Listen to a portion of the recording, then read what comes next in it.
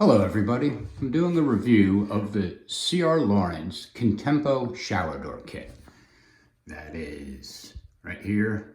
It's part number CON73. It's available in a brushed nickel and a black and I think a chrome finish.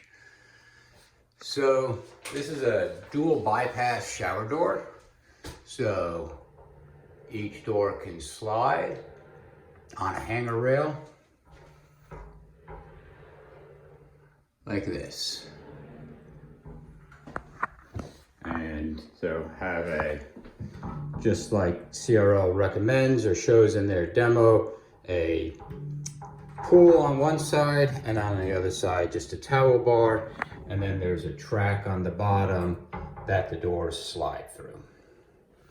Okay, you can see that track. Now I haven't mounted it properly yet because it is because of problems I'll explain in a minute on the door. Okay, so just some details on the door. So this has a track, a header track, and it has a rail in here, and you have these cars that hang in these door hangers, and they ride in this rail on this header. And the glass hangs on there, and on the inside it's the exact same thing. So you could actually turn this header around either way and make it work. So that's all well and good. It's kind of a lot of stuff going on. There's a hanger at the end here and a little tab under here that we'll talk about a little bit, and that's holding this header up. And on the other side, it's the exact same part. And there's some adjustability, so I can adjust the height of that hanger, of the header bar. I can adjust the height of the doors here inside each of these. So the issue we have with this door is that the glass door at the top is a little too close to each other. So you can see here, it's really close. Let me step back a little bit, and you can see the hangers barely clear each other, and the handles in the middle. Come around here a second. The handles in the middle actually hit each other as the door slides by. And so why is this all happening? That's happening because the glass doors, and these are 3/8 inch glass doors, by the way. I'll just show you right here a second, right? 3/8 inch glass. Both are 3/8 inch glass. That's all well and good.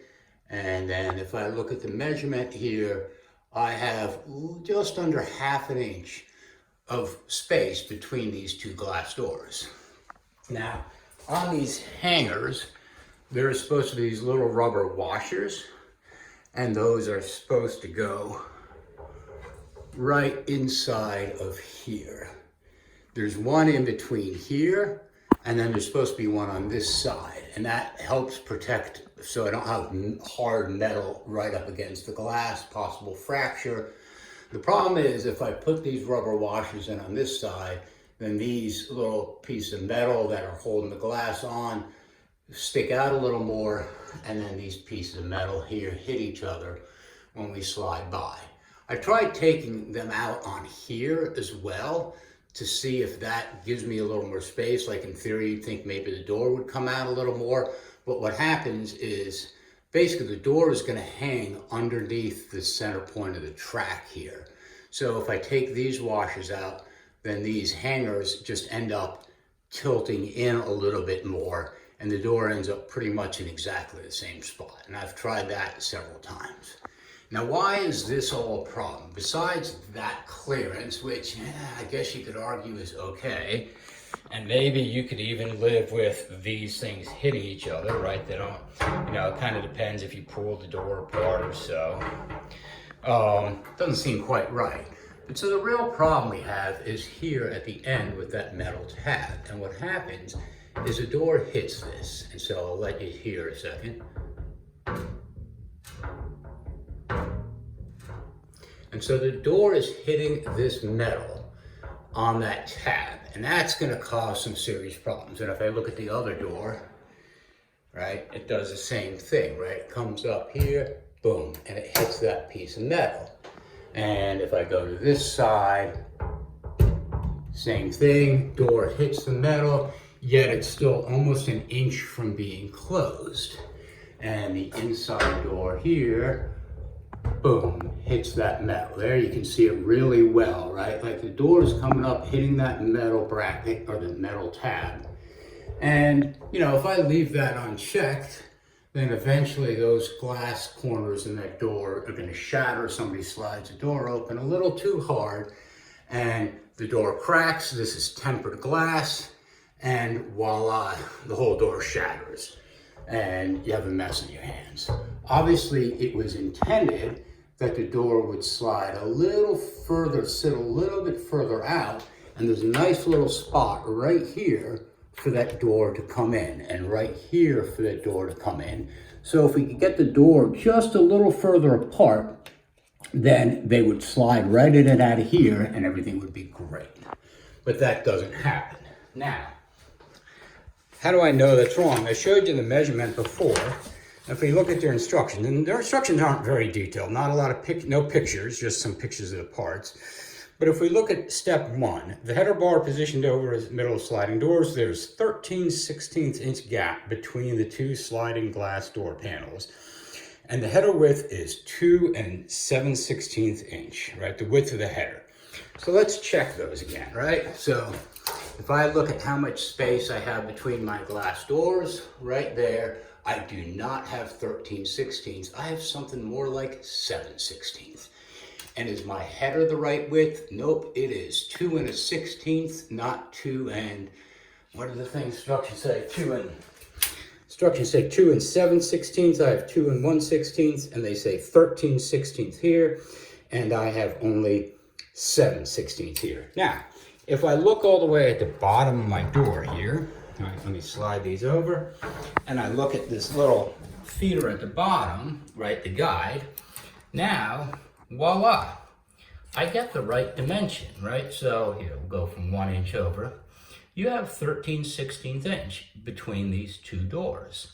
So on the bottom, it's right. It's just as we work our way up, the doors get closer and closer to each other until eventually at the top, sorry, I'll try and do that again, they're way too close. So what's happening is the doors aren't actually hanging parallel, which is a pretty goofy design for a shower door. And why is that happening? It's because this is too narrow. And how do I know that that's too narrow? Besides the fact that the instructions say that it should be wider than it is, I talked to CRL extensively about this problem, and they kind of refused to take any responsibility, but they did send me this drawing here. And here's a drawing, and it shows, oh, this top header here, this is a cross section of that header with the doors hanging underneath. And it says, oh, that header should be 2.214 inches wide, whereas mine is really only 2.06. So I have a width problem there. I kind of drew in the dimensions I'm measuring there, 2 7/16 there at the top, 13/16 at the bottom. So by CRL's own drawing, right, this part is not manufactured to its own specification, and that's causing the problem. So my overall review is, you know, this door, it's okay. I mean, the idea was what I wanted, right? Completely frameless design and this nice Corian shower, right? No metal on the sides here. You know, you put a little plastic bumper up on the door here. It comes up nicely against the Corian, right? Very little on the bottom. I didn't put the water dam in at the bottom because, again, once I saw the problems, I didn't want to commit to installing this more. But here's the problem, is this thing doesn't work right, and now I'm going to have this problem, and as a result, I can't use these doors.